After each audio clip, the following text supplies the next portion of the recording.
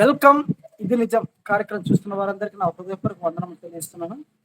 మన మధ్యలో భీమవరం నుంచి సురేష్ బ్రదర్ ఉన్నాడు. ఆయన వెల్కమ్ చేద్దాం. బ్రదర్, వందనాలు బ్రదర్.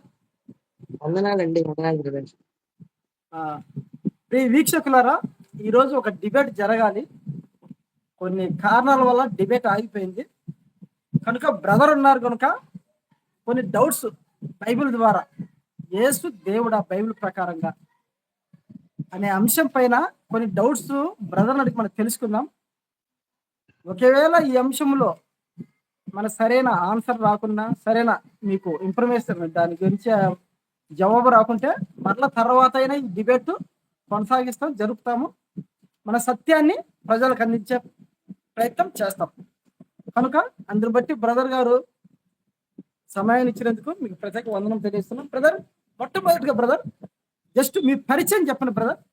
ఒక ఇంటర్వ్యూ లాగానే మాకు కొన్ని క్వశ్చన్లు ఉన్నాయి. జస్ట్ మీ పరిచయం ఎలా? ఓకే, ముందుగా నా పేరు సురేష్ అండి.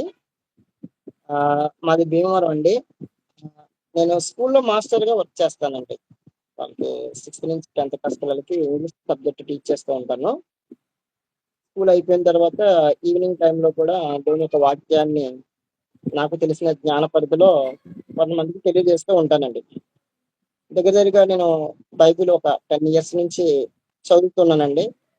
అందులో ఉన్న మాటలు ఏంటనేది చదువుతున్నప్పుడు నాకు దేవుడి గురించి ఒక విషయం బాగా అర్థమైంది. దేవుడు అక్కడే ఉన్నాడు సమాజానికి, ఇంక ఏ దేవుడు లేడు. బైబిల్ ప్రకారంగా యెహోవా దేవుడు అని గ్రంథం సాక్ష్యమిస్తుంది. కాబట్టి ఆ యెహోవా దేవుడు అనే దానిని బట్టి, అక్కడ ఉన్న కొన్ని వచనాలను బట్టి యెహోవా దేవుడు అని నమ్ముతూ, యేసుక్రీస్తు వారు విషయానికి వస్తే ఆయన దేవుని కుమారుడని, అలాగే కనబడిన మెస్సయ్య అని కొన్ని వచనాలు నాకు కనబడ్డాయి. బైబిల్ చదువుతున్నప్పుడు ఆ విషయాలు నాకు అర్థమయ్యాయి. కాబట్టి నేను బలంగా నమ్మే విషయం ఏంటంటే, బాగా స్ట్రాంగ్ గా నమ్మే విషయం ఏంటంటే, ప్రపంచానికి ఒక్కడే దేవుడు ఉన్నాడు. ఆ ఒక్క దేవుని మాత్రమే మనుషులందరూ ఆరాధించాలి. ఆయన్ని బైబిల్లో యెహోవా అని అన్నారు. అంటే యేసుక్రీస్తు వారు ఎవరు అని ఒకవేళ ప్రశ్నిస్తే, ఆయన ఒక బోధకుడు అని, మధ్యవర్తి అని, మెస్సయ్య అని, దేవుని కుమారుడని, దైవ ప్రవక్త అని ఆయన గురించి కొంత సమాచారం బైబిల్లో ఉంది. దాని ప్రకారంగా ఆయన్ని నమ్ముతూ, యేసును పుట్టించిన దేవుని యెహోవా దేవుడిగా నమ్ముతూ ఈ విధమైన ప్రచారం నేను చేస్తూ ఉంటాను. అలాగే యేసుక్రీస్తు వారి దేవుడా కాదా అనే విషయాలు వచ్చినప్పుడు కూడా ఒక 2 డిబేట్లు నేను చేయడం జరిగిందండి.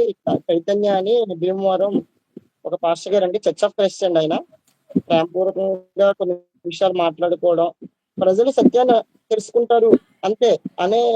ఎందుకంటే అలాగే యోహాన్ అని ఒక బ్రదర్ గారు, పాస్టర్ గారు ఒక ఆయన ఉన్నారండి.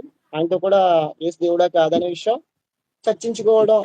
అందులో నాకు బాగా స్ట్రాంగ్ గా నమ్మే విషయం ఏంటంటే, దేవుడు ఒక్కడే, ఆయన యెహోవా, ఆయన తప్ప మరొక దేవుడు లేడు. ఇది బైబిల్ ప్రకారంగా నేను కలిగినటువంటి విశ్వాసాన్ని అండి. ఇదే ప్రచారం చేస్తూ ఉంటానండి. అంతే బ్రదర్, నా ఒక డౌట్ ఉంది. యేసుక్రీస్తు దేవుడు కాదు అనడానికి బైబిల్ ఆధారం ఏమైనా ఉందా? కాదు అనడానికి చెప్తారా? మొట్టమొదటిగా దేవుడు అనేవాడు బైబిల్ ప్రకారంగా మానవుడు కాదు. ఇది ఆధారం అండి. ఎక్కడుంది ఈ ఆధారం అని అంటే, సాక్షాత్తు ఈ భూమి ఆకాశాలను సృజించిన దేవుడే తన గురించి తాను పలుకుతున్న మాట హోషేయ గ్రంథం 11:9 హోషేయ గ్రంథం 11:9 హోషేయ దైవ ప్రవక్త ద్వారాగా తెలియజేస్తున్న సమాచారం, నేను మీ మధ్య పరిశుద్ధ దేవుడని కానీ మనుష్యుడను కాను. ఈ వచనాన్ని తీసుకుని నా నమ్మకం ఏంటంటే, దేవుడు అబద్ధమాడు, దేవుడు సత్యవంతుడు, దేవుడు నీతిమంతుడు. కాబట్టి దేవుడు మానవుడు కాదు అని ఆయన తెలియజేశాడు. కాబట్టి దేవుడు మానవుడు కాదు. మరి యేసుక్రీస్తు వారి గురించి ఆయన మానవుడు అని బైబిల్లో ఉంది కదా, నరుడు అని బైబిల్లో ఉంది కదా, 1 తిమోతి 2:5. కాబట్టి యేసుక్రీస్తు వారు నరుడు కాబట్టి దేవుడు కాదు. ఇది ఈ విధంగా నేను తెలుసుకున్నాను కదా. అన్ని బట్టి దేవుడు కాదు. బ్రదర్, యేసుక్రీస్తు దేవుడు కాదు, యేసుక్రీస్తు దేవుడు అని సంబోధించినట్టు బైబిల్లో ఉందా లేదా? ఎలా బ్రదర్, ఎలాగా? యేసుక్రీస్తు దేవుడు అని సంబోధించినట్టు బైబిల్లో ఉందా లేదా? లేదు. యేసుక్రీస్తు వారు దేవుడు అని సంబోధించినట్టు బైబిల్‌లో లేదు. ఒక విషయం అయితే మీతో పంచుకోవాలి. ఒక చిన్న విషయం పంచుకోవాలి. ఎందుకంటే బైబిల్ గ్రంథాన్ని చదువుతున్నప్పుడు యెహోవాయే దేవుడు, యెహోవాయే నిజమైన దేవుడు, యెహోవా మహాదేవుడు, యెహోవా సృష్టికర్త అయిన దేవుడు అనేవి చాలా స్పష్టంగా ఉంటాయి బైబిల్‌లో. కానీ యేసే దేవుడు, యేసు తప్ప మరొక దేవుడు లేడు. ఈ ఈ విధమైన స్పష్టమైన వివరణ అయితే లేదు బ్రదర్. అంటే మరొకసారి చెప్తున్నాను. స్పష్టమైన వివరణ అంటే ఏమిటి అనంటే యేసే దేవుడు. అసలు ఎంటైర్ ది బైబిల్‌లో అపోస్తులు ఎన్నడూ ఉపయోగించలేదు.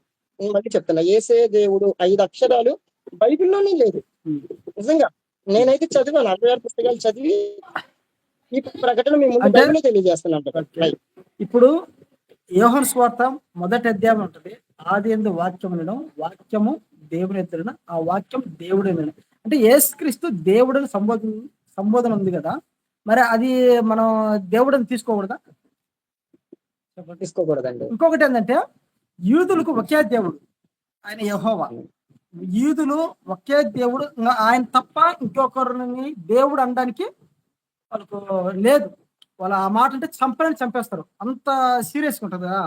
మరి అదే యోహాను సువార్తలో ఆ యోహాన్ గారు యేసుక్రీస్తు దేవుడని ఆయన సంబోధించాడు, ఆయన రాశాడు. మరి ఆయన దేవుడు యేసుక్రీస్తు ఉండి కూడా ఆయన దేవుడని చెప్పినప్పుడు మనం ఎవరు?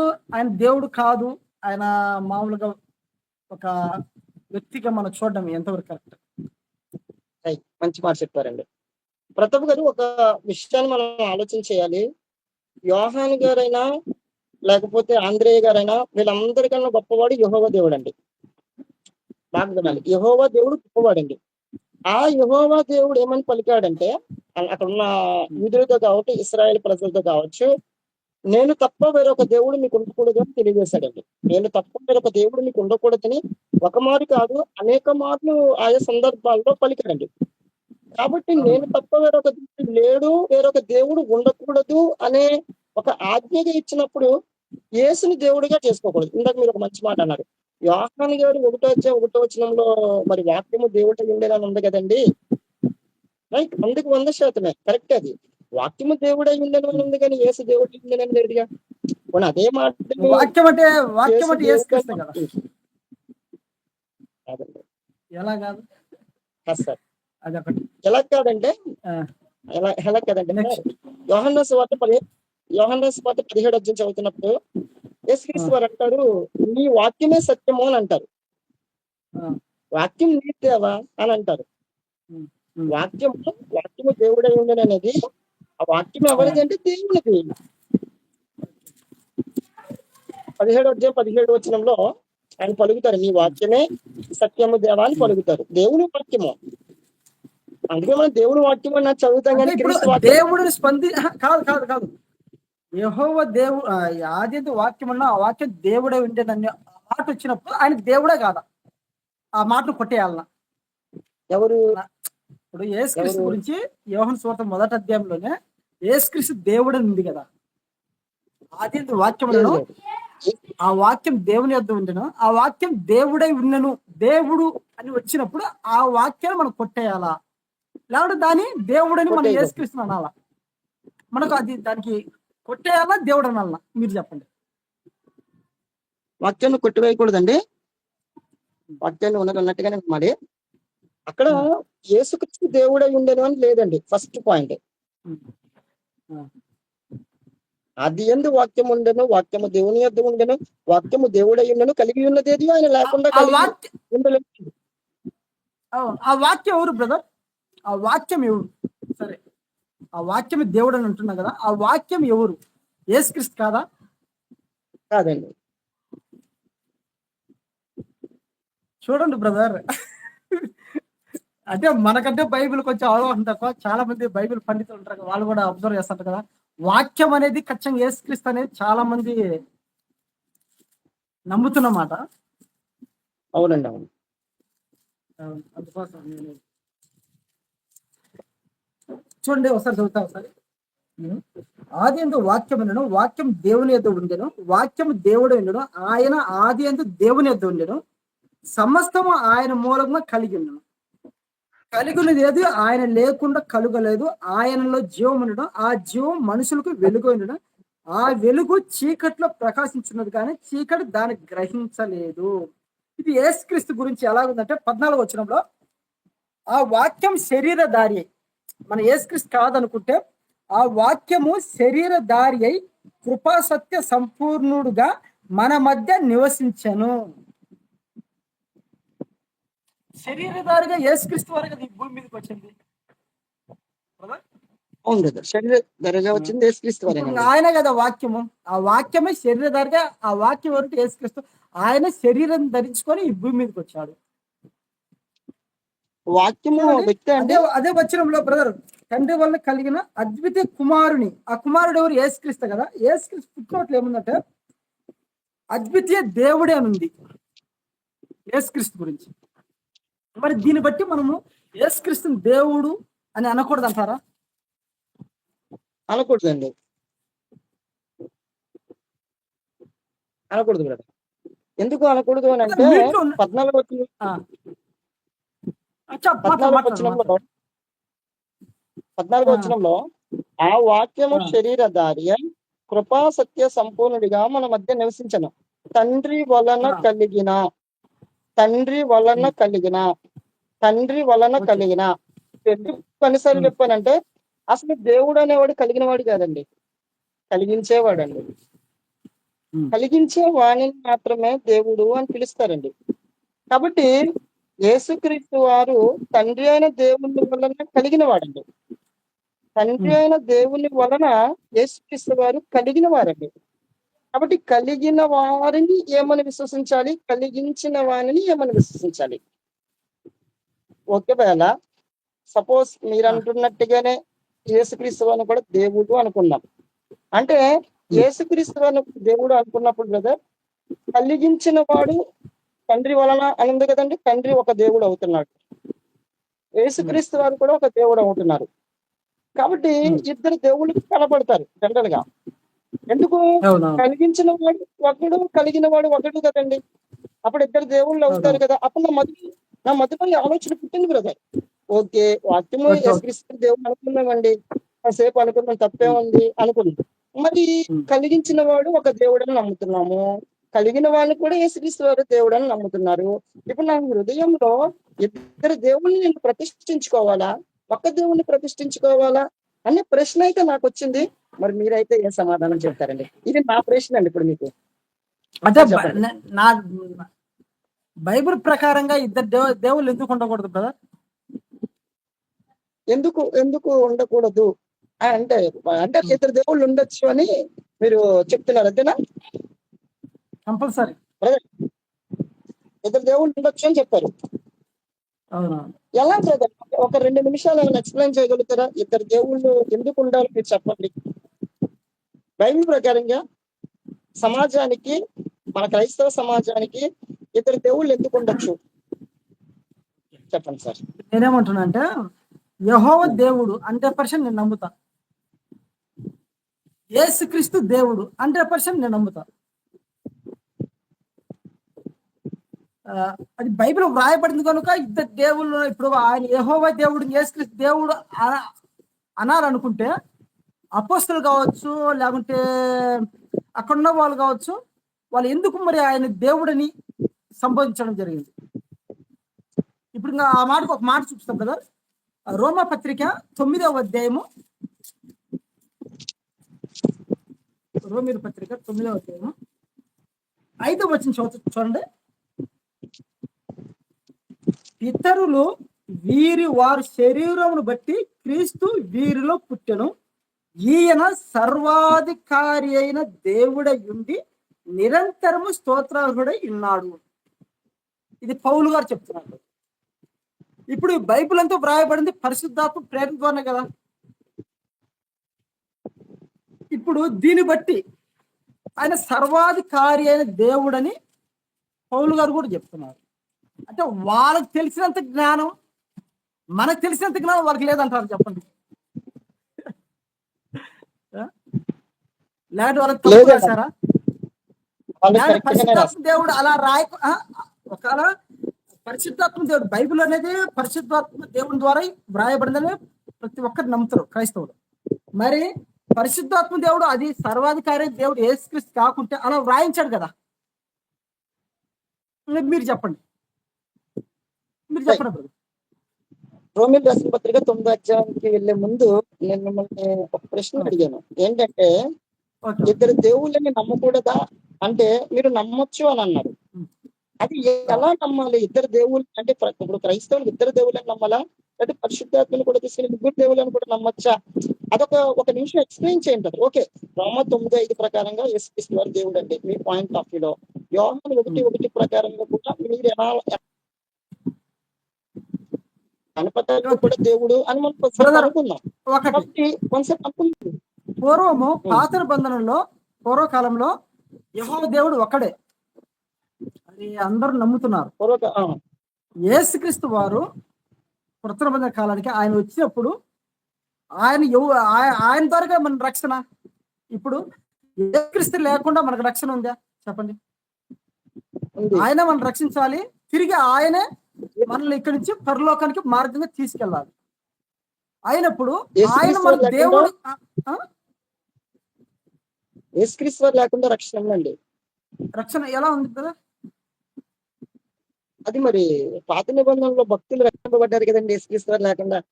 అంటే క్రొత్త నిబంధన పక్కన పెట్టేద్దాం పూర్తిగా. మీరు ఆ మాటనే క్రొత్త నిబంధన అని చెప్పలేదు, అందుకని నేను అది అన్నాను. యేసుక్రీస్తు వారు లేకుండా బైబిల్లో కొంతమంది భక్తులు రక్షింపబడ్డారు. కొత్త నిబంధన ప్రకారంగా క్వశ్చన్ చేస్తే నేను మీ మాట కట్టు. సరే, ఇంకొక పాయింట్. ఇప్పుడు యేసుక్రీస్తు, సరే యేసుక్రీస్తు మీ దృష్టిలో ఏంది బ్రదర్? యేసుక్రీస్తు గురించి మీరేమంటున్నారు? దేవుని ప్రవక్త. సరే, యేసుక్రీస్తు మీ దృష్టిలో ప్రవక్త. సరే, ప్రవక్త దేవుడు చెప్పండి. యేసుక్రీస్తు వారు ఎవరు అన్నప్పుడు యేసుక్రీస్తు వారు దేవుని యొక్క ప్రవక్త, దేవుని యొక్క సేవకుడు, క్రీస్తనబడిన మెస్సయ్య, మధ్యవర్తి, బోధకుడు, గురువు, ప్రధాన యాజకుడు. ఇవి ఆయన గురించి కొంత సమాచారం రాయబడింది కదా. ప్రభువు, ఇది బ్రదర్ చెప్పండి. అంటే ఒక పాయింట్ చెప్పండి, మళ్ళీ ఆ పాయింట్ దగ్గర అవుతారని. ఓకే, ఇదంతా ఓకే. అయితే ఆయన పిలువబడ్డాడు కదా, ఆయన ప్రవక్తగా ఉన్నాడు, ఒక మనిషి రూపం మనిషిగా ఉన్నాడు, ఒక దేవునిగా ఉన్నాడు, అన్ని విధాలుగా ఉన్నాడు కదా. ఇప్పుడు ఒక మనిషి మరణించిన వ్యక్తిని మరణించిన వ్యక్తిని లేపగల శక్తి ఎవరికి ఉంటుంది బ్రదర్? దేవుని తప్ప ఎవరికి ఉండదు. మరి మరణించిన వ్యక్తిని లేపగల శక్తి యేసుక్రీస్తున్నప్పుడు ఆయన దేవుడు కాదంటారా? రిఫరెన్స్ ఏమైనా ఇస్తారా బ్రదర్? మీరు అన్నదానికి ఒక్క వచనం చాలు. యేసుక్రీస్తు వారు మరణించిన వాళ్ళని లేపినట్టుగా ఒక వచనం. లాజర్ లేపడు కదా. ఓకే, నేను చదువుతాను బ్రదర్. పోనీ ఆ 5వ ఉందా అధ్యాయం? యోహాను రాసిన సువార్త అనుకుంటా ఉండాలి. చెప్పండి, మీరు చెప్పండి. యోహాను రాసిన సువార్త 11వ అధ్యాయం బ్రదర్. మీరు తీయండి బ్రదర్ ఒకసారి. యోహాను రాసిన సువార్త 11వ అధ్యాయము 21 వచ్చినమండి. మీరు చదవండి బ్రదర్. మీరు అడిగారు, మీరు చెప్పారు కాబట్టి సందర్భం మీకు వచ్చాను. చదవండి బ్రదర్. 11:21. అవునండి, అవును చదువుతున్నా. మార్త యేసుతో, ప్రభువా, నీవిక్కడ ఉండిన ఎడల నా సహోదరుడు చావకుండును. ఇప్పుడైనను నీవు దేవుని ఏమడిగినను దేవుడు నీకు అనుగ్రహించునని ఎరుగుదనను. యేసు నీ సహోదరుడు మరలా లేచునని ఆమెతో చెప్పగా మార్త ఆయనతో చాలు. మార్త యేసుప్రభుతో అంటున్నారు, నా సహోదరుడు చనిపోయాడు, లాజరు చనిపోయాడు, నువ్వు ఎక్కడుంటే నా సహోదరుడు చనిపోదు కదా. అనగానే ఇప్పుడైనా నువ్వు దేవుణ్ణి అడుగు. అదే కదా బ్రదర్ 22వ వచనంలో మీరు దేవుణ్ణి అడుగు అని అంటున్నాడు. మరి ఈయనే దేవుడు అయితే మళ్ళా దేవుణ్ణి అడగడం ఏంటి? ఒక ప్రశ్న వేసుకుందాం బ్రదర్. ఇలా కూడా ఆలోచన చేస్తే కొన్ని విషయాలు అర్థమవుతాయని తప్ప ఇంకేం కాదు. నేనేదో మీ మీద గెలవాలనో మిమ్మల్ని ఓడించాలనో ఆ, నా థాటే లేదు గెలవడుగా బ్రదర్, నేను అసలు. డిబేట్ కాదు, ఓన్లీ ఇంటర్వ్యూ మాత్రమే, ఆ, అందుకే చెప్పాను ముందే. ఆ, కాబట్టి నాకు ఎందుకంటే ఆలోచన మీకు లేదు. ఇలా- నేనేం తెలుసుకున్నానో అది చెప్తాను అంతే brother. మీరు మంచి డిబేటర్, మంచి సబ్జెక్ట్ ఉన్న వ్యక్తి అని నాకు తెలుసు. మీరు నన్ను కనుక ఎప్పుడైనా మా చూసారా పరిధిలో మేము క్వశ్చన్లు వేస్తాను అంత తప్ప.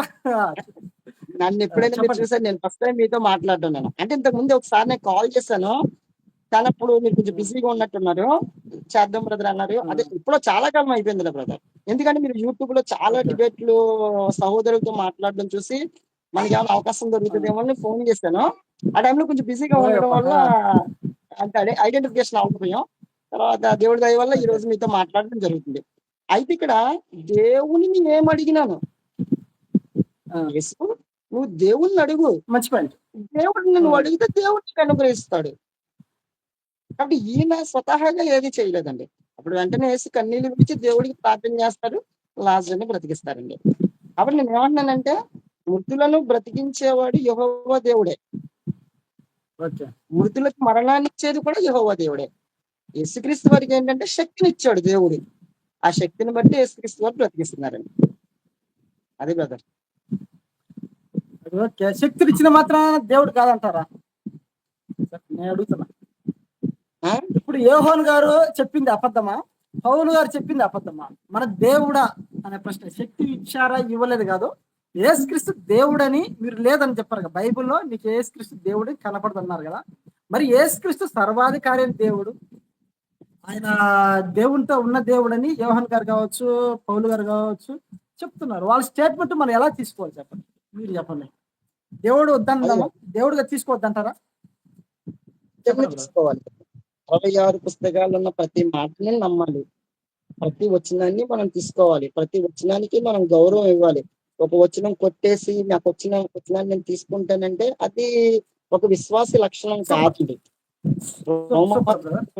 5 తీసుకోవాలి, యోహాను 1:1 కూడా తీసుకోవాలి. ఇప్పుడు అయితే అది డైరెక్ట్ తీసుకునేటప్పుడు యేసుక్రీస్తు కొంచెం బ్రదర్, మీరు అన్నట్టు డైరెక్ట్ యేసుక్రీస్తు గురించి మాట్లాడదాం. యేసుక్రీస్తు వారు చనిపోయి తిరిగి లేచినప్పుడు తోమ వెళ్తాడు. తోమ ఏమంటాడో ఒకసారి నేను చదువుతా. యోహాను సువార్త 20వ అధ్యాయం 27వ వచనం గురించి. తర్వాత తోమాను చూచి నీ కదా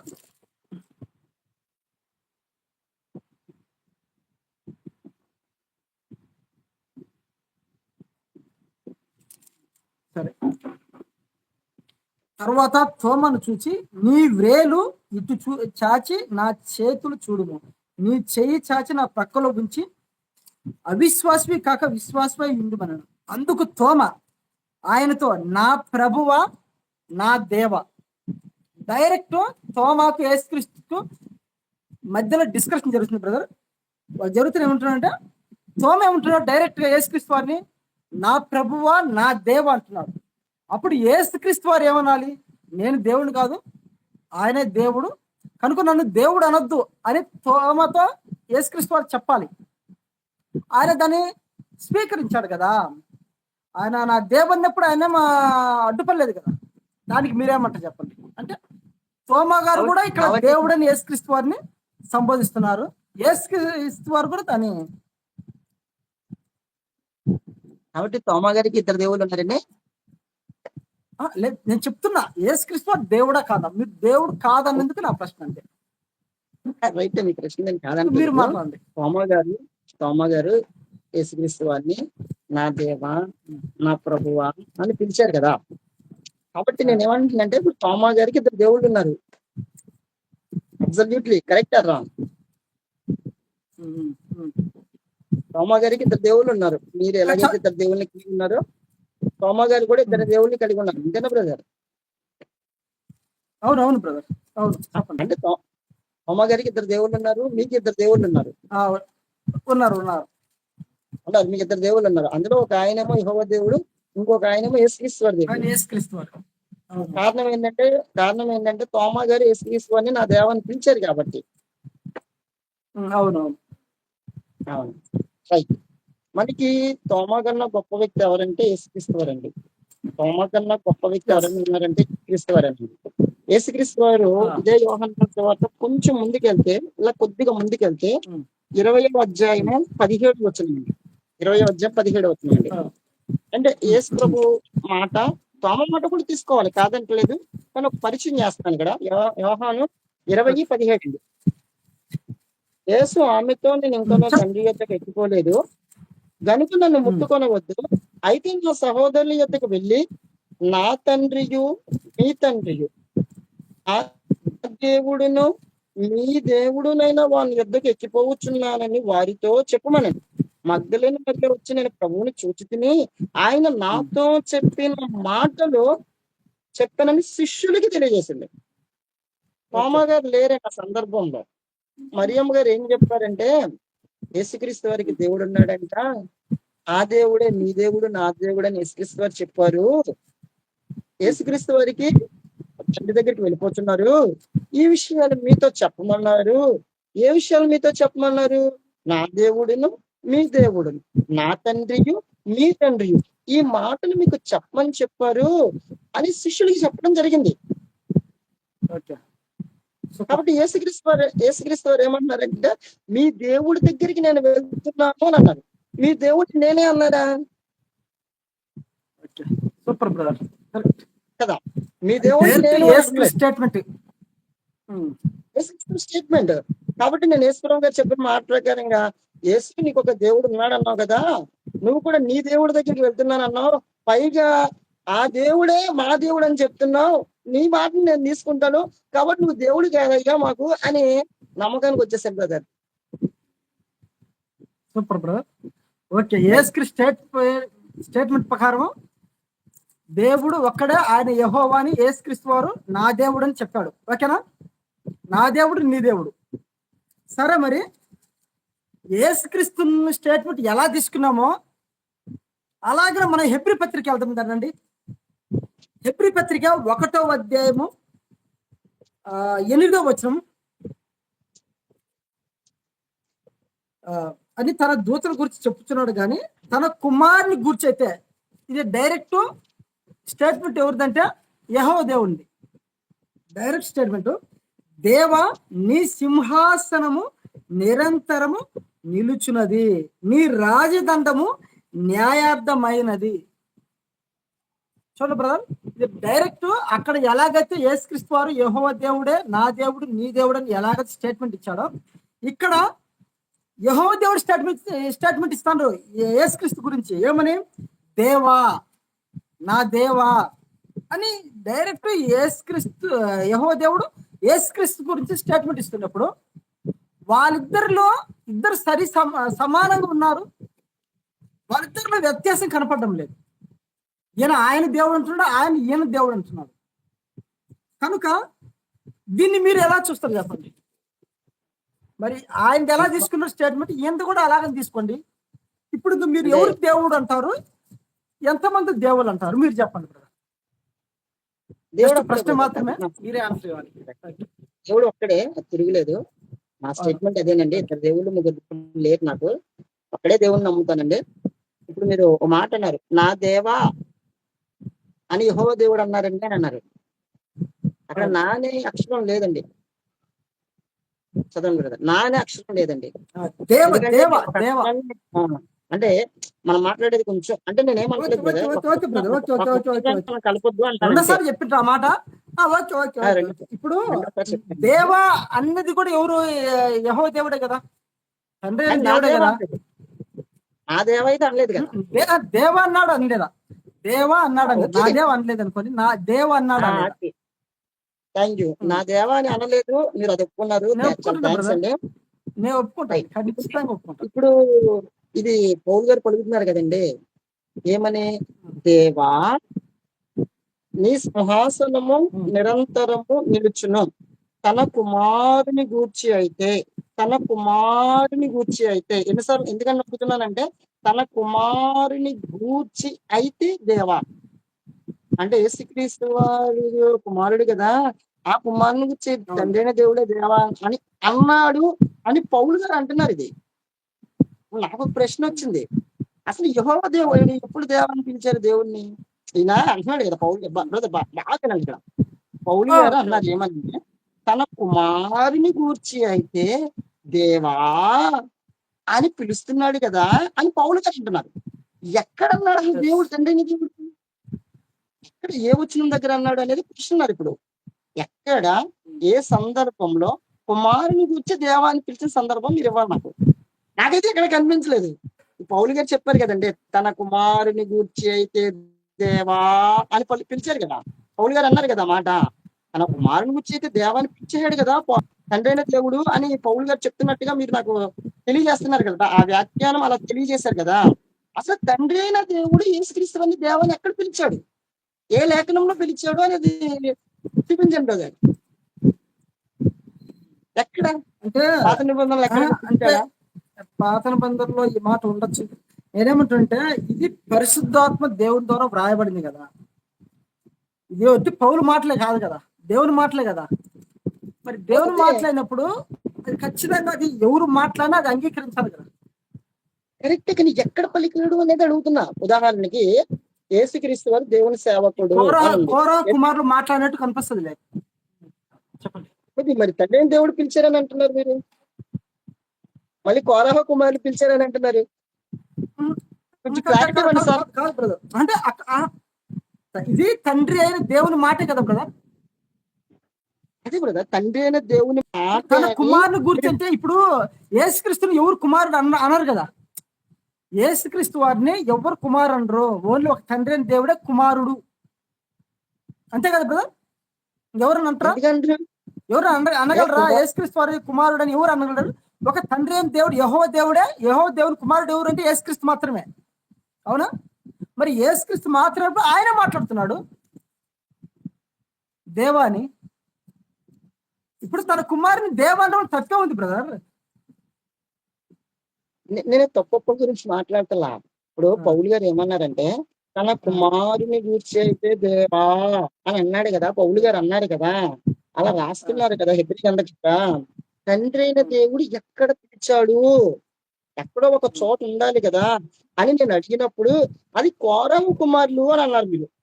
మీరు చెప్పాలి. ఇప్పుడు కోరాహు కుమారులా తండ్రి అయిన దేవుడా పిలిచింది? మీరు చెప్పాలి ఆన్సర్ నాకు.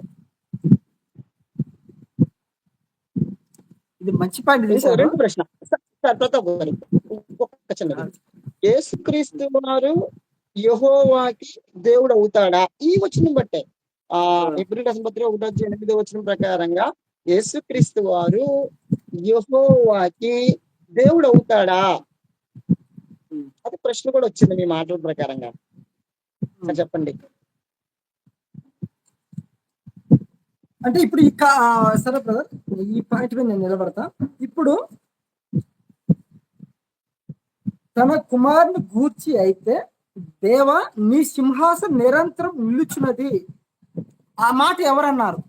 మీరు చెప్పండి బ్రదర్. అదే తన కుమారుని గూర్చి ఆ మాట ఎవరు అంటారు? ఎవరు అనగలరు? మీరు మీరు తండ్రి అని అన్నారు కదా, మీరు ఆన్సర్ ఇచ్చేసారు. సరే సరే సరే, నేను తండ్రి అనుకుంటున్నా. ఇంకోటి ఏంటంటే మీరు చెప్పండి, మీరు చెప్పండి తన కుమారు మీరు చెప్పండి తన కుమారు గూర్చి అయితే అన్న మాట, ఆ మాట ఎవరు అనగలరు? అది చెప్పండి బ్రదర్. రైట్ బ్రదర్, మీరు తండ్రి అని అన్నారు కదా, కానీ తండ్రి ఎక్కడ అన్నాడు అనేది నా ప్రశ్న వేసాను. ఇప్పుడు మీరు చెప్పేసారు సింపుల్ గా, బ్రదర్ ఇది తండ్రి అయిన దేవుడు అన్నాడండి, తన కుమారుని గురించి దేవా అని అన్నారండి. ఆ వ్యాఖ్యాన ప్రకారంగా మీకు అర్థమైంది చెప్పారు. ఇప్పుడు నేను బైబిల్ అంతా చదివి మిమ్మల్ని ప్రశ్న అడుగుతున్నా. తండ్రి అయిన దేవుడు అసలు యేసుక్రీస్తు వారిని దేవాన్ని ఎక్కడ పిలిచాడు? పౌలు గారు కోట్ చేస్తున్న కొటేషన్ ఎక్కడ తీసుకున్న దేవుడు పలికిందా లేదా అనేది మీరు నాకు చెప్పాలి సార్, మీరు చూపించండి. నాకు తెలియదు బ్రదర్, మీరు చెప్పండి. అంటే తండ్రి ఈ వచనాన్ని బట్టి నేను, ఎందుకంటే ఇది మనది డిబేట్ కాదు కదా మీరు చేసేది, నేను క్వశ్చన్లు అడుగుతున్నా. కొంచెం ఎందుకంటే ఇంత గట్టిగా అడగడం ద్వారా మీ నుంచి మంచి ఆన్సర్ వస్తాయని ఒక ఆలోచనతో మాత్రం నేను ప్రశ్న, డిబేటర్ కాదు కదా. మీరు ఏది చెప్పినా స్వీకరిస్తాను. ఇంతవరకు బాగా మాట్లాడారు, నాకు అభ్యంతరం లేదు. ఈ వచనాన్ని మీరు చెప్పండి, ఎవరు మాట్లాడరు? నేను యోహాను 1:1 మీకు ఎక్స్ప్లెయిన్ చేయలా. తోమ నా దేవ అన్నది కూడా నేను ఎక్స్ప్లెయిన్ చేయలా. రోమపత్రిక 9:5 కూడా నేను ఎక్స్ప్లెయిన్ చేయలేదు. నేను మీకు ఏ వచ్చినానికి నేను మీకు ఆన్సర్ చేయలేదు బ్రదర్. చేశాను అనుకుంటున్నారండి? చేయలా. కానీ నేను ఎక్కడ అవుతున్నానంటే మీరిచ్చిన వెర్స్ ప్రకారంగా మీరు ఒక వెర్స్ ఇచ్చారు. Hebrew 1:8 తండ్రి అయిన దేవుడు యేసుక్రీస్తు వారిని దేవాన్ని పిలిచారు బ్రదర్ అని అన్నారు. ఇది హెబ్రీ లేఖికుడు Yes. కోట్ చేసిన మాట. ఎక్కడి నుంచి కోట్ చేశారు? తండ్రి అయిన దేవుడు ఎక్కడ పిలిచాడు అని అడుగుతున్నాను నేను అసలు. సూపర్ అంటే కోట్ చేశాను మీరు అంటున్నారు. నేను కాదని నేనేమంటున్నా అంటే నాకు తెలీదు ఈ విషయం. ఈ మాట నేను చెప్పాను, ఈ మాట ఎవరి గురించి ఎవరు మాట్లాడుతున్నారు అది మీరు మాకు ఇవ్వాలి. ఇప్పుడు ఒక యేసుక్రీస్తు గురించి తండ్రి నేను అనుకుంటున్నా. ఇప్పుడు కుమారుడు యేసుక్రీస్తు తండ్రి కుమారుడు కనుక ఆయన మాత్రం యేసుక్రీస్తు కుమారుడు అనాలి. పక్కన ఏ ప్రవక్త గాని ఎవ్వరు గాని అనేదానికి అర్హులు కాదు, అనరు కూడా. ఇప్పుడు దీన్ని బట్టి నేనేమంటున్నా అంటే యేసుక్రీస్తు వారిని యెహోవా దేవుడు దేవా అంటున్నాడని నేను అనుకుంటున్నా. వాక్యం కూడా అదే చెప్తుంది. మీరు చెప్పండి, ఆన్సర్ చెప్పండి. తర్వాత ఈ విషయం పైన కొందరు వస్తారు కదా మాట్లాడదామని, అప్పుడు మాట్లాడదు దీని గురించి. కీర్తన గ్రంథం నేను అనుకుంటున్నా బ్రదర్, ఈ వాక్యాన్ని బట్టి కీర్తన గ్రంథం 45వ వాక్యాన్ని అలా అర్థం అధ్యాయము. చేసుకున్నా. మీరు చెప్పండి. కీర్తన గ్రంథం 45వ అధ్యాయము. ఓకే, కీర్తన గ్రంథం 45వ అధ్యాయము.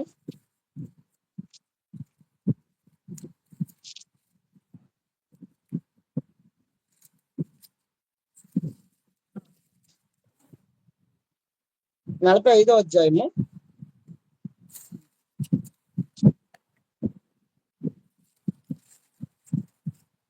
పైనుండి చదివితే బ్రదర్, మీరు ఇందాక చెప్పారు, ఇంటికి చెప్పారు. కోరాహు కుమారులు రచించిన దైవ ధ్యానము. ఓకే. కోరాహు కుమారులు రచించిన దైవ ధ్యానము. బ్రదర్ రెఫరెన్స్ చెప్పండి మళ్ళా. పైన పైన పైన పైన 45వ అధ్యాయం కంటే పైన కొంచెం పైన చదవండి.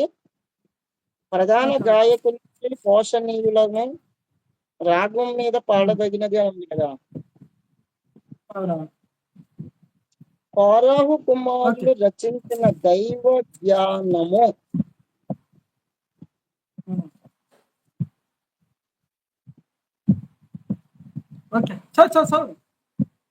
ఎవరు రచించారు ఈ కీర్తన అంటే కోరాహు కుమారులు రచించినటువంటి కీర్తన. ఈ కోరాహు కుమారులు చెప్పుకుంటూ 5వ వచనంలో ఆయన పలుకుతున్నారు. ఎవరు ఈ కోరాహు కుమారులు పలుకుతున్నారు? ఏమని? దేవా, నీ సింహాసనము నిరంతరము నిలుచును, నీ రాజదండము న్యాయార్థమైన దండము, నీవు నీతిని ప్రేమించి భక్తిహీనతను ద్వేషిస్తున్నావు. కావున దేవుడు నీ దేవుడే. ఇది అండర్లైన్ చేయండి బ్రదర్. దేవుడు నీ దేవుడే, నీ దేవుడే చలికాండ్ర కంటే హెచ్చుగా ఉన్నట్లు నిన్ను ఆనంద తైలముతో అభిషేకించి ఉన్నాడు. అంటే ఒకవేళ మన యేసుక్రీస్తు వారికైనా తీసుకుంటే జనరల్ గా ఇది సొలొమోను గురించి చెప్పబడిన కీర్తన. సొలొమోను గారి గురించి చెప్పబడిన మాట అండి ఈ కీర్తన. అంతా మీకు చదివితే మనకు విషయం అర్థమవుతుంది. కానీ ఇక్కడ దేవుడు నీ దేవుడే. మీ ప్రకారంగానే ఆలోచిస్తే ఒకవేళ యేసుక్రీస్తు వారు అనుకుంటే యేసుక్రీస్తు వారికి దేవుడు ఉన్నాడు. అంటే ఇది తండ్రి అయిన దేవుడు పలికిన కీర్తన కాదు. కోరాహు కుమారులు దేవా అని పలికారు. దేవా అని పలికింది కోరాహు కుమారులు. పలికినటువంటి కీర్తనని యాజ్ ఇట్ ఈజ్ గా పౌలు గారు కోట్ చేశారు. అక్కడ హెబ్రీయులకి కోట్ చేస్తూ చెప్తున్నాడు. అది ఇప్పుడు బ్రదర్ యాజిటీగా కోట్ చేస్తూ పౌలు గారు అంటున్నాడు కదా. ఇక్కడ ఏముందంటే అని తన దూతల గురించి చెప్పుచున్నాడు, కానీ తన కుమారుని గూర్చి అయితే కుమారుడు అని వచ్చింది కదా.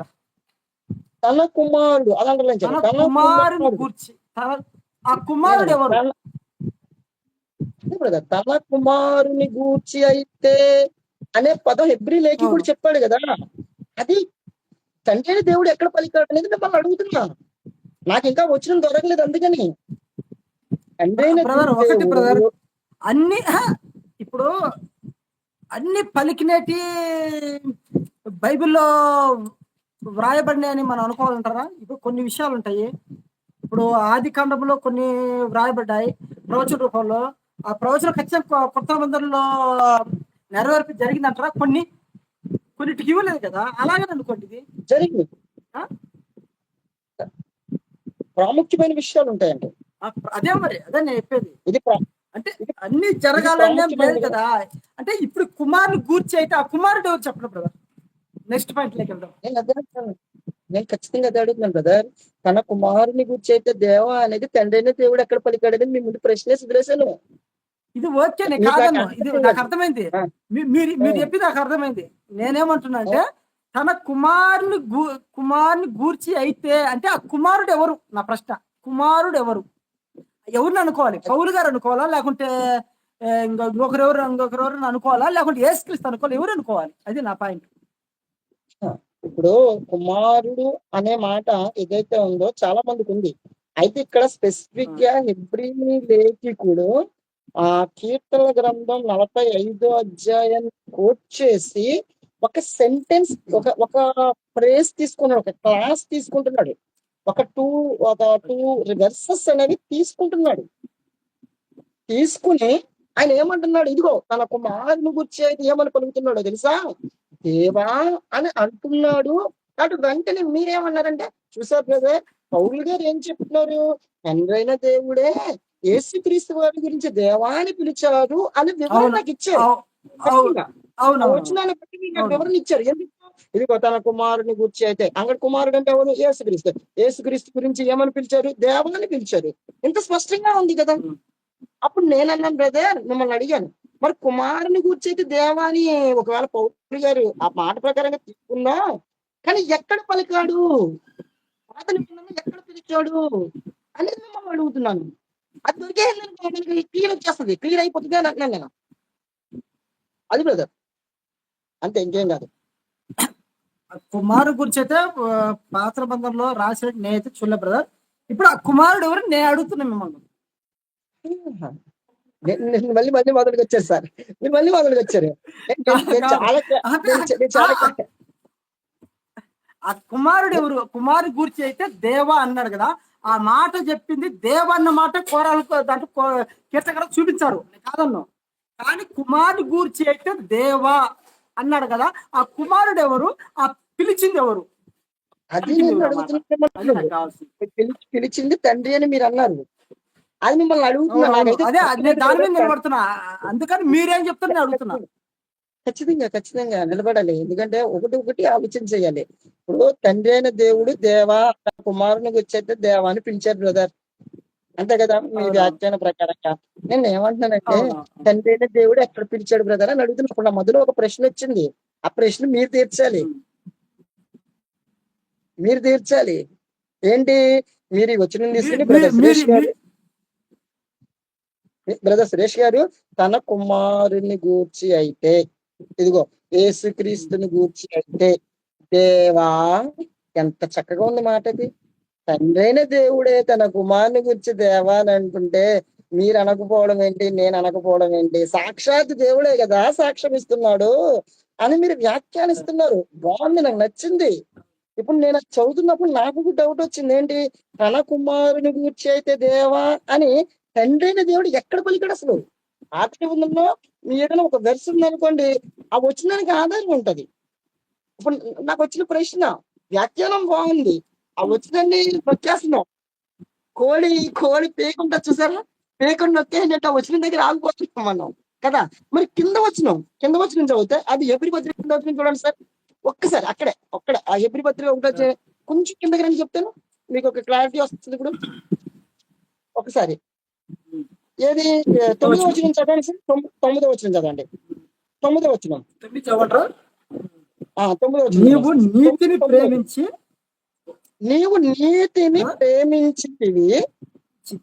నీతిని ద్వేషించితివి, అందుచేత దేవుడు నీ తోడి వారి కంటే, ఇక్కడ దేవుడు అంటే ఎవరు బ్రదర్? ఇప్పుడు ఇక్కడ యెహోవా దేవుడు కదా. ఇక్కడ నిన్ను హెచ్చించినట్లుగా ఈయన దేవుడు అంట, యెహోవా దేవుడు. మనం ఆలోచించాలి, యేసుక్రీస్తు ద్వారా అనుకుందాం బ్రదర్, దాన్ని ఎందుకు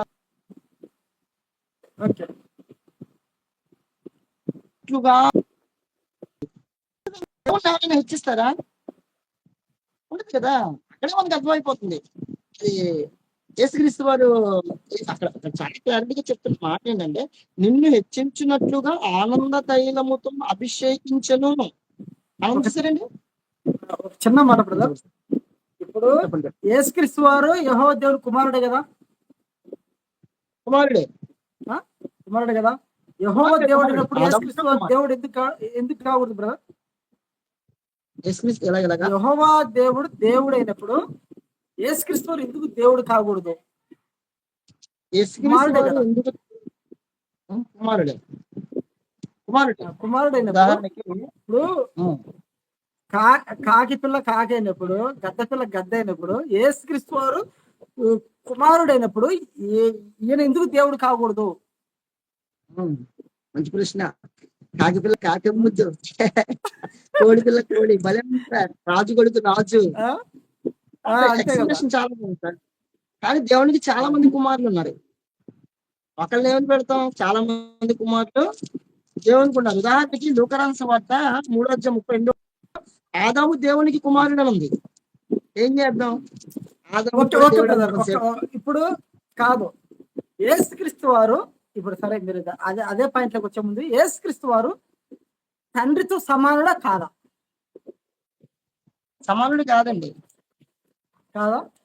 ఫిలిప్పీ పత్రికలో వారు ఉంది కదా. తండ్రితో సమానుడు కాదు. ఏ విషయంలోనూ సమానుడు కాదు. బ్రదర్ ఒక మాట చెప్తాను, ఒక చిన్న మాట. ఓకే. యేసుక్రీస్తు వారు ఏ విషయంలోనూ కూడా తండ్రితో సమానుడు కాదు. అధికార విషయంలో సమానుడు కాదు, జ్ఞాన విషయంలో సమానుడు కాదు, శక్తి విషయంలో సమానుడు కాదు. ఏ విషయంలో కూడా దేవునితో యేసుక్రీస్తు వారు సమానుడే కాదు. ఒక్క విషయం మీరు ఏదైనా తీసుకోవచ్చు. ఏ విషయంలో కాదు. పరిశుద్ధతలో ఫలానా విషయంలో పరిశుద్ధతలో పరిశుద్ధతలో అసలు ఏ విషయం మీరు నీతి తీసుకుంటారా, పరిశుద్ధత తీసుకుంటారా, ఏ విషయంలోనూ కూడా యేసుక్రీస్తు వారు దేవునితో సమానుడు కాదు. బ్రదర్ ఇది ఒక్క మాట చదవండి బ్రదర్, మీరే చదవండి. ఫిలిప్పీ పత్రిక 2వ అధ్యాయం.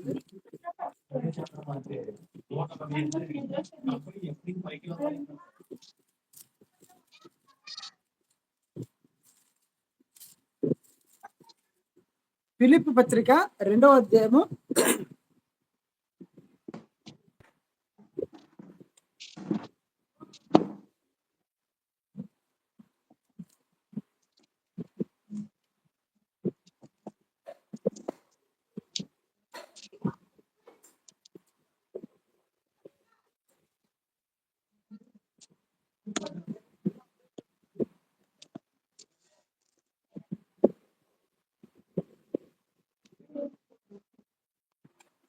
'బ్రదర్ ఒక వచనం చదువుతా. ఫిలిప్పీ పత్రిక 2వ అధ్యాయము 6వ వచనంలో, ఆయన దేవుని స్వరూపం కలిగిన వాడై ఉండి దేవునితో సమానముగా ఉండుట విడిచిపెట్టకూడని భాగ్యమని ఎంచుకొనలేదు.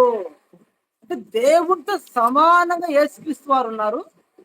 బ్రదర్ ఈ పాయింట్లకు వెళ్లే ముందు మీరు యోహాను సువార్తలో ఆదియందు వాక్యం ఉండడం, వాక్యం దేవుని యొద్దన, దానికి కూడా మీరు సరైన జవాబు రావాలని కోరుకుంటున్నా. అలాగనే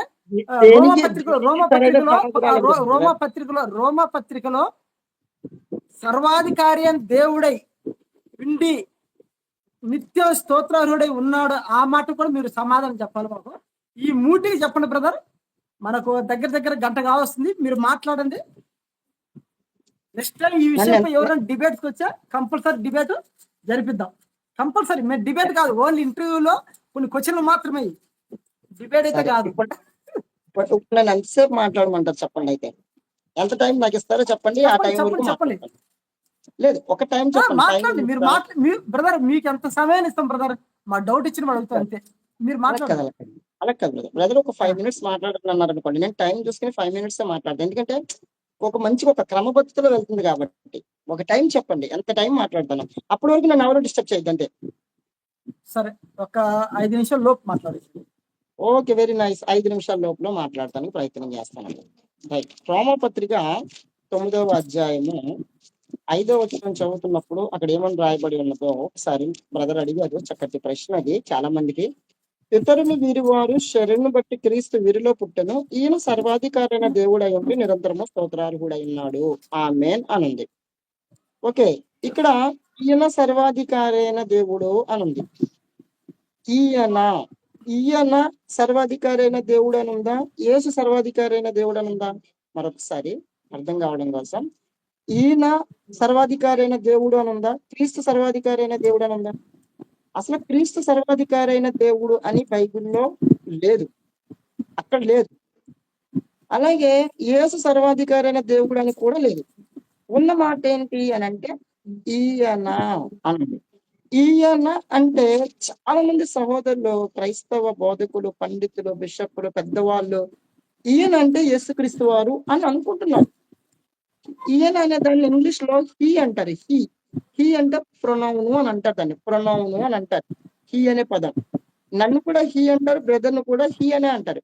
కానీ దానికి ఒక నౌన్ ని ఏ నౌన్ యాడ్ చేశారు అని అంటే, ప్రాపర్ నౌన్ యేసుక్రీస్తు అంటే ఈయన అని అంటే, ఎందుకు ఈయన అంటే యేసుక్రీస్తు అంటే, ఇదిగో అక్కడ చెప్పబడుతున్న సందర్భం ఏంటి? పితరుడు వీరి వారు కదా, శరీరం బట్టి క్రీస్తు వీరిలో పుట్టాను కదా, ఆ క్రీస్తు గురించి కదా చెప్పబడుతున్న మాట అనే విశ్లేషణిస్తూ ఉంటారు జనరల్ గా. కానీ ఇక్కడ నిరంతరము స్తోత్రార్హుడు, మీరు బైబిల్ అంతటిని మీరు పరిశీలిస్తే యెహోవాయే నిరంతరము స్తోత్రార్హుడు అండి. మొదటి దినవృత్తాంతములు 29వ అధ్యాయము 10వ వచనం అండి, రాసుకోవాలి మాట. మొదటి దినవృత్తాంతములు 29వ అధ్యాయం 10వ వచనం, యెహోవా నిరంతరము స్తోత్రార్హుడు అని ఉంటదండి. నిరంతరము స్తోత్రార్హుడు యెహోవా. ఇదే పౌలు గారు, ఈ పౌలు గారు ఏమని తెలియజేస్తున్నారంటే, మొదటి కొరింథీ 11వ అధ్యాయము 31, రెండవ కొరింథీ 11వ అధ్యాయం 31వ వచనంలో ఆయన అంటారు, ఒకసారి తీస్తే మంచిది అనుకుంటున్నాను. 2వ కొరింథీ 11వ అధ్యాయము 31వ వచనం, నేను అబద్ధం ఆడుట లేదని నిరంతరము స్తుతింపబడుచున్న, ఇది అండర్లైన్ చేసుకోవాలి, నిరంతరము స్తుతింపబడుచున్న మన ప్రభువగు యేసు యొక్క తండ్రి అయిన దేవుడు అరుగును. నిరంతరము స్తుతింపబడేది తండ్రి అయిన దేవుడు అని పౌలు గారు చెప్తున్నారు. నిరంతరము స్తుతింపబడేది యేసు యొక్క తండ్రి అయిన దేవుడు అని చెప్తున్నారు. అంటే యేసు క్రీస్తు వారికి దేవుడు ఉన్నాడు అనేది యేసు వారు చెప్తున్నారు. ఈ విషయం మీరు గమనించాలి. అదే ఎఫెసీయులకు రాసిన పత్రిక 1వ అధ్యాయం 3వ వచనం కూడా మనం చదివినట్లయితే అక్కడ ఒక చక్కటి మాట ఉందండి. ఏమంది అని అంటే, ఎఫెసీయులకు రాసిన పత్రిక 1:3, మన ప్రభువు అయిన యేసుక్రీస్తు యొక్క తండ్రి యొక్క దేవుడు స్తుతింపబడిన గాక. తండ్రి అయిన దేవుడు స్తుతింపబడిన గాక. స్తుతులకి అర్హుడు దేవుడే, ఆరాధనకి అర్హుడు దేవుడే, నిరంతరం స్తుతించవలసింది దేవుడినే, యెహోవా దేవుడినే స్తుతిస్తున్నారు. యేసుక్రీస్తు వారు భూమి మీద బ్రతుకుండగా ఆయన స్తుతించినట్టు ఒక వచనం లేదు. స్తుతి అంటే ప్రవక్తలకు కూడా స్తుతి ఇచ్చారు, అది గౌరవార్థంగా ఇచ్చారు, కానీ దేవుడిగా కాదు. రైట్. ఇక రెండో విషయం ఏంటంటే, సర్వాధికారి అని ఉంది. సర్వాధికారి తండ్రైన దేవుడు అండి. సర్వాధికారి ఎవరు? తండ్రైన దేవుడు. ఉదాహరణకి మీకు ఒక చిన్న మాట చూపిస్తాను. ప్రకటన గ్రంథం 4వ అధ్యాయం 11వ వచనంలో ఆయన అక్కడ పలుకుతున్నమాట, ప్రభువా మా దేవా. ఒక్కసారి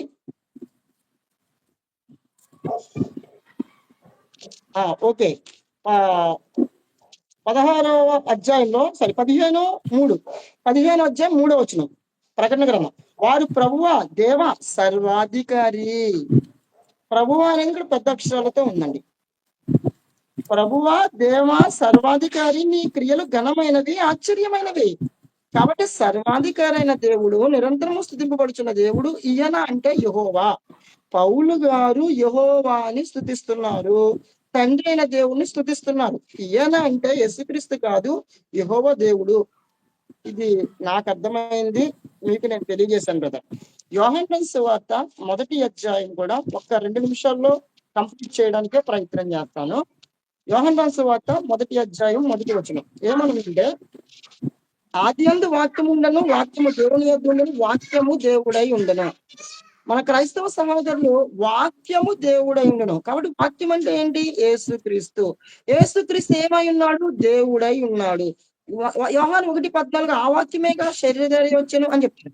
బైబిల్ అంతటిలో ఆదికాండం నుండి ప్రకటన గ్రంథం వరకు తీసుకోండి, ఈ యోహాను 1:1 తీసుకుని వాక్యము దేవుడై ఉండనని వచనాన్ని తీసుకుని యేసు దేవుడై ఉండను.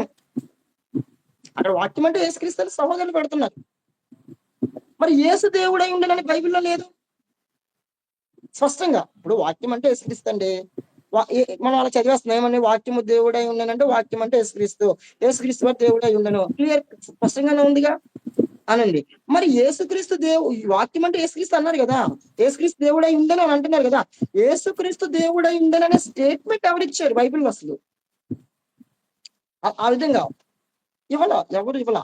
కాబట్టి వాక్యము దేవుడై ఉండను దాని అర్థం ఏంటంటే వాక్యము దేవునిది, యెహోవాది. అదే దేవుని వాక్యము అని మనం చదువుతాం. యేసుక్రీస్తు వాక్యం అని చదవంగా. యేసుక్రీస్తు వాక్యం అని ఎక్కడి నుంచి చదువుతామండి? యేసుక్రీస్తు వాక్యం అంటే మళ్ళీ అర్థం యేసుక్రీస్తు వారికి అనుగ్రహింపబడిన వాక్యం అని అర్థం. అంటే యేసుక్రీస్తు అంటూ సొంత వాక్యం లేదండి. ఆయనకి సొంత బోధ లేదు, సొంత వాక్యం లేదు, సొంత అధికారం లేదు, సొంత జ్ఞానం కూడా లేదండి. అయితే ఓకేనా, నా అంటే నేను ఏమి చేయలేను అన్నారు కదా. కాబట్టి వాక్యం అంటే దేవుడు. ఆ వాక్యం ఎవరిది? తండ్రి అయిన దేవునిది. తండ్రి అయిన దేవునికి శక్తి ఉంటది. శక్తి గల వాక్యం మీ ఆత్మని రక్షిస్తుంది అని అన్నాడు. శక్తి గల వాక్యం ఎవరిది? దేవునిది. ఆలోచన చేస్తే మనకు విషయం అర్థమవుతుంది. నేను యోహాను 17:17లో నీ వాక్యము సత్యము దేవా అని అంటారు. నీ వాక్యము దేవిది, నీ మాటలు దేవా, నీ పాలు దేవా, నీ అనుగ్రహం దేవా అని యేసుక్రీస్తు వారు పలుకుతూ ఉంటారు. సమాధానం దొరికింది అనుకున్నాను. రాత్రి దైవం తెలిస్తే మరొకసారి ఎప్పుడైనా మాట్లాడదాం. ఫిలిప్పీయులకు రాసిన పత్రిక 2వ అధ్యాయం. ఇది కూడా ఒక్క నిమిషం బ్రదర్, ఒక్క నిమిషంలో కంప్లీట్ చేయడానికి ప్రయత్నం చేస్తాను. క్షమించండి, మీరు ఇచ్చింది 5 నిమిషాలే కానీ 6 నిమిషాలు అయిపోయింది. ఫిలిప్పీయులకు రాసిన పత్రిక 2వ అధ్యాయంలో ఇక్కడ ఏమైంది అని అంటే, ఆయన దేవుని స్వరూపము కలిగిన వాడై ఉండి దేవునితో సమానముగా ఉన్నాడు కదా అని పౌలు గారే తెలియజేస్తున్నారు కదా. పరలోకంలో సమానుడుగా ఉన్నాడు కదా. మరి ఇందాక బ్రదర్ తన మాటల్లో యూదులకు ఒక్కడే దేవుడు ఉన్నాడు అని చెప్పారు ప్రతాప్ గారు స్టార్టింగ్ లో. మరి యూదులకు ఒక్కడే దేవుడు అన్నప్పుడు సమానంగా ఉన్నవాడిని కూడా దేవుడిగా తీసుకోవాలి కదా, ఆలోచన చేయాలి కదా. కాబట్టి ఇక్కడ దేవుని స్వరూపం కలిగిన వాడిన, ఈయనకంటే స్వరూపం లేదు. ఈయన సొంత స్వరూపం ఉందా? ఈయన స్వరూపం ఉంటే ఈయన కూడా దేవుడు అవుతాడు. ఈయన నిత్యుడు అయితే ఈయన దేవుడు అవుతాడు. ఈయనకి తనకు దానిగా ఉన్నవాడైతే దేవుడు అవుతాడు. కాబట్టి ఈ పరలోకం అనేది ఒక ఉన్నతమైన స్థానం కాబట్టి ఆ విధంగా సంబోధించడమే గాని, అందుకనే 2వ అధ్యాయం 10వ వచనంలో ఆయన అన్నారు ఏమని పలికారంటే, ఇక్కడ చాలా స్పష్టంగా దేవుడు ఆయనను అధికముగా హెచ్చించి. ఈయన దేవుడు అయితే మళ్ళీ దేవుడు హెచ్చించడం ఏంటి?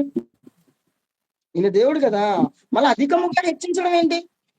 సమానంగా ఉన్న వ్యక్తులు హెచ్చించుకుంటారా? ఒకళ్ళు ఇంకొకరు హెచ్చించుకుంటారా? లేదు కదా. కాబట్టి యేసుక్రీస్తు వారు జ్ఞాన విషయంలో కావచ్చు, అధికార విషయంలో కావచ్చు, శక్తి విషయంలో కావచ్చు, ఏ విషయంలోనూ కూడా దేవునితో, ఆ యెహోవా దేవునితో సరి సమానులు కానే కాదు. ఎందుకు కాదంటే ఆయన ఒక యూదుడండి. అంతే బ్రదర్. Right, thank you.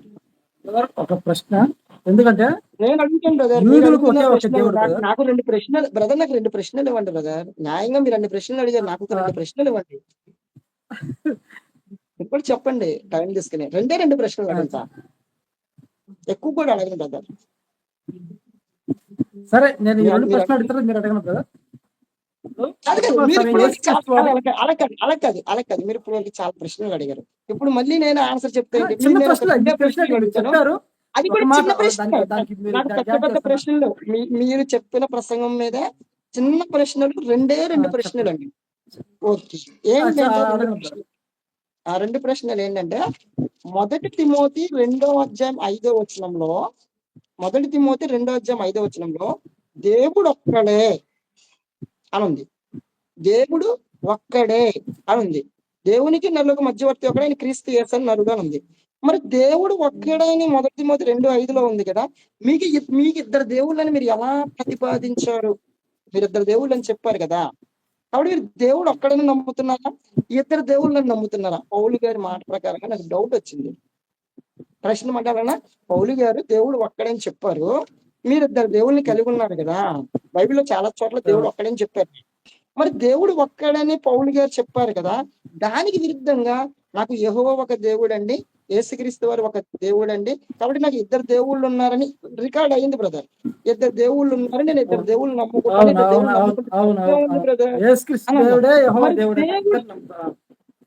మరి దేవుడు కుమారుడైన దేవుడు. ఆయన తండ్రి అయిన దేవుడు, ఈయన కుమారుడైన దేవుడు బ్రదర్. సింపుల్ గా అయిపోయిందండి ఆన్సర్. అదే బ్రదర్, ఆ ప్రశ్నలోనే అంతే. దేవుడు ఒక్కడంటే ఆయన ఎవరు? దేవుడు ఒక్కడంటే ఆయన ఎవరు? అదే బ్రదర్, దేవుడు ఒక్కడంటే అదే నేను ఏమంటున్నానంటే ఆయన తండ్రి అయిన దేవుడు యెహోవా, కుమారుడైన దేవుడు యేసుక్రీస్తు. కాబట్టి ఇద్దరు అంతే. దేవుళ్ళు. అదే రైట్, థ్యాంక్ యూ బ్రదర్. ఇద్దరు దేవుడు. రైట్, ఇంకొక చిన్న ప్రశ్న అన్నాను కదా నేను. అది. ఇంకొక ప్రశ్న అంటే చెప్పండి. బైబిల్ అంతటిలో కుమారుడైన దేవుడు అని ఎవరు బోధించారు? మరొకసారి, బైబిల్ అంతటిలో అపోస్తులు గాని ఎవరైనా సరే ఇప్పుడు తండ్రి అయిన దేవుడు రిఫరెన్స్లు ఉన్నాయి, నాకు అది అవసరం లేదు, ఎందుకంటే అందరికీ తండ్రి అయిన దేవుడు ఒక్కడైనా రిఫరెన్స్ ఉంది కాబట్టి ఎఫెసీ 4:6 ప్రకారంగా. అలాగే కుమారుడైన దేవుడు అని ఎవరు బోధించారు? అది ప్రశ్న బ్రదర్. బ్రదరు, ఆయన యేసుక్రీస్తు వారు భూమి మీదకి వచ్చినప్పుడు ఆయన దేవుడికి సంబోధించడానికి ఎవరికి అంత ధైర్యం లేదు బ్రదర్. భూమి మీద యేసుక్రీస్తు వారు వచ్చినప్పుడు ఆయన ఒక మనిషిగా చూశారు. ఆయన దేవుడు, మీరు దైవములు అన్నందుకే యేసుక్రీస్తు వారు ఆ మాట అన్నందుకే ఆయన రాళ్ళతో కొట్టపోయారు. ఎందుకంటే ఆ యూదులు దేవుడు ఒక్కడే ఆయన యెహోవాని నమ్మేవారు కనుక భూమి మీద అలా సాహసం చేసి యేసుక్రీస్తు దేవుడిని ప్రకటించలేరు. కానీ ఆయన చనిపోయి తిరిగి లేచి వెళ్ళిపోయిన తర్వాత పరలోకానికి అప్పుడు యోహాను గారు చెప్తున్నారు, ఆయన ఆది యందు వాక్యమున, ఆ వాక్యమని. అది మీరు ఇలా చెప్తున్నారు, అది చాలా మంది మటుకు ఆ వాక్యం యేసుక్రీస్తు అని కోట్లలో నమ్ముతున్నారు. అంటే కొందరు మాత్రమే అనుకోవచ్చు. అలాగనే పౌలు గారు రోమపత్రికలో ఆయన సర్వాధికారి దేవుడు అండి, అది కోట్ల మంది చెప్తున్నారు. మనం ఒకరు చెప్పినంత మాత్రాన కాదు, కోట్ల మంది చెప్పినంత మాత్రం అని కాదు, కానీ నమ్ముతున్నారు. అది వాక్య ప్రకారంగా నమ్ముతున్నారు కనుక దాన్ని బట్టి మేము ఏదైనా వాక్యం నమ్ముతున్నారు బ్రదర్, అంతే. ఏమంటారు? Right brother. ఆడియన్స్ ఇవ్వండి బ్రదర్, ప్రశ్నలు అడుగుతారు. బ్రదర్ ఆడియన్స్ ఇవ్వండి, ప్రశ్నలు అడుగుతారు. నేను యాక్చువల్గా మిమ్మల్ని రిఫరెన్స్ అడిగాను, వ్యాఖ్యానించారు. నేను కుమారుడైన దేవుడు అనేది బైబిల్లో ఎక్కడ ఉందని అడిగాను, మీరు వ్యాఖ్యానం చేశారు. ఓకే, రిఫరెన్స్ అయితే లేదుగా. సరే, ఆడియన్స్ ఇవ్వండి బ్రదర్, ఆడియన్స్ చాలా ప్రశ్నలు అడుగుతారు. ఆడియన్స్ ఎవరు రావడం లేదు బ్రదర్, ప్రస్తుతానికి అంత జీరోలో ఉన్నారు. ఇచ్చానండి, చాలా మందికి పెట్టాను, ఆడియన్స్ కి పెట్టాను, ఎవరు లేరు. ఎప్పుడు మరి మీరు భీమవరం వచ్చేది ఎప్పుడు చెప్పండి, లైవ్ లోనే మిమ్మల్ని అడుగుతున్నాను. వస్తాం, భీమవరంకి వస్తాం, మీతో డిబేట్ చేయాలి, ఇంకొక బ్రదర్తో డిబేట్లు ఉంటాయి. భీమవరం ప్లస్ వచ్చేసి కాకినాడ భీమవరం దగ్గర కదా. అవును, కాకినాడ ఎవరు? సమర్పణతో డిబేట్ ఉంది బ్రదర్. ఎవరు? భాస్కర్ అని కాకినాడలో సమర్పణ. కాకినాడ సమర్పణ తెలుసా మీకు? తెలియదు. ఏంటి ఆయన విశ్వాసం ఏంటండి? ఆయన విశ్వాసం ఏంటంటే యేసుక్రీస్తు దేవుడు. భాస్కర్ అనే ఆయన విశ్వాసం ఏంటంటే యేసుక్రీస్తు చిన్న దేవుడు, యెహోవా పెద్ద దేవుడు అనేది ఆయన విశ్వాసం. భాస్కర్ ఆల్రెడీ కామెంట్ పెట్టాడు ఆయన, విజయ భాస్కర్ అని ఉంది, కామెంట్ చదవండి. ప్రతాప్ కనిపి చెబుతున్నావు అని నాకు నెగిటివ్ పెట్టాడు. అతను వాస్తవాలు చెప్తున్నప్పుడు కన్ఫ్యూజ్ చేయకుండా పెట్టాడా? బాబా ఆయన నంబర్ ఇవ్వండి బ్రదర్, నాకు ఆయన చిన్న దేవుడు. అప్పుడు ఆయన దేవుడే కాదంటున్నాను కదా, మరి నేను అసలు దేవుడే కాదంటున్నాను కదా. ఇస్తాం. ఓకే, ఒక విషయం ఏంటంటే ఆడియన్స్ వీక్షిస్తున్న ప్రేక్షకులారా, ఇప్పటి వరకు చెప్పిన విషయాల్లో ఏమైనా నేను చెప్పిన విషయాల్లో మీకు ఏమైనా బైబిల్ నుండి డౌట్స్ ఉంటే కనుక 7981971593 ఈ నంబర్ కి కాల్ చేస్తే కనుక ఎవరిని తెలిస్తే మీకు అందుబాటులో ఉంటుంది. ఒకవేళ ఈ విషయం మీద ఏమైనా చర్చించుకోవాలనుకుంటే చక్కగా ప్రేమపూర్వకంగా మాట్లాడారు, ఈ విధంగా మాట్లాడుకుందామండి. ప్రతాప్ గారు చాలా చక్కగా మాట్లాడారు, చాలా హ్యాపీ అనిపించింది ఫస్ట్ టైం నాకు, నిజంగానే. Okay, thank you brother. అది నా నంబర్ 7981971593. సురేష్ బ్రదర్ గురించి రెండు మాట చెప్తున్నాను. సురేష్ బ్రదర్ మంచి సబ్జెక్ట్ ఉన్న వ్యక్తి బైబిల్లో. ఆయన చాలా డిబేట్లు చేశాడు. ఆయన మాకు ఇంటర్వ్యూ ఇవ్వడనుకున్నా, నేను జస్ట్ జనరల్ గా ఇవ్వడలే అనుకున్నట్టు నేను దీన్ని కూడా ప్రిపేర్ కాలే, లేకపోతే కొంచెం ప్రిపేర్ అని అయ్యి వద్దును. మామూలుగా డిబేట్ జరుగుద్దిలే అనుకొని ఆలోచిస్తున్నాను. సడన్ గా ఏంటంటే నేను ఎందుకు డిబేటు ఎన్నికి పోకూడదని జస్ట్ ఇంటర్వ్యూ ద్వారా మనం సమాజానికి అందిద్దామనే ఒక ఆలోచనతో ఇది ఇలా జరిగిపోయింది. వీక్షకులారా, అన్నగారు ఒకవేళ మీకు బైబిల్ ఏమైనా డౌట్స్ ఉన్నా, ఒకవేళ అన్నగారితో డిబేట్ చేయాలనుకున్నా ఆయన ఎప్పటికీ అందుబాటులో ఉంటాడు. ప్రతి ఒక్కరికి ఆయన పెద్ద చిన్న ఎవరిని చూడడం, ఎవరితో సరే ఆయన సిద్ధం.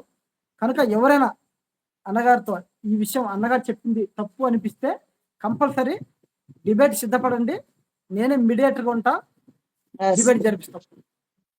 సూపర్. థ్యాంక్ యూ బ్రదర్, మీ సమయాన్ని ఇచ్చించినందుకు మీకు ప్రత్యేకంగా క్రీస్తు పేట వందనం తెలియజేస్తున్నా. వందనాలండి. వందనాలు బ్రదర్. ఓకే, క్లోజ్ చేద్దాం బ్రదర్. ఓకే బ్రదర్, ప్రార్థనతో క్లోజ్ చేసండి. ప్రార్థనతో క్లోజ్ చేసండి మీరు.